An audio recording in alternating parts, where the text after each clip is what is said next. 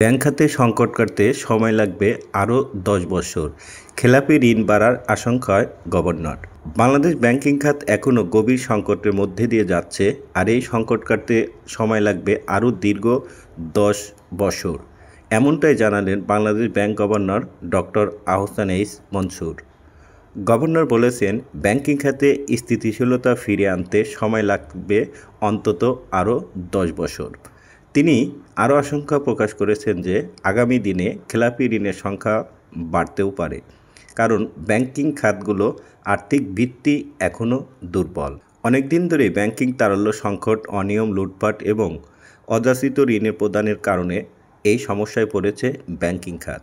ঋণ আদায় কম হওয়া, সঠিক মনিটরিং না থাকা এবং সরকারি বেসরকারি অনেক ব্যাংকের পরিচালনায় বিশৃঙ্খলা, এসব কারণেই খেলাপি ঋণের পরিমাণ টানা পড়েছে।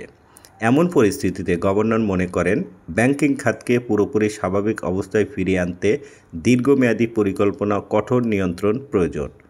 বাংলাদেশ অর্থনীতির জন্য শক্তিশালী ব্যাংকিং ব্যবস্থা অত্যন্ত জরুরি। এখন দেখা যাক আগামী দিনে এই খাত কতটা উন্নতি করতে পারে। ব্যাংকিং সংকট বিষয়ে আপনার মতামত জানানোর জন্য অবশ্যই রিকোয়েস্ট থাকলো, ভিডিওটি ভালো লাগলে লাইক, কমেন্টস এবং সাবস্ক্রাইব করে চ্যানেলের সঙ্গে থাকার অনুরোধ থাকলো। সবাইকে ধন্যবাদ। আসসালামু আলাইকুম।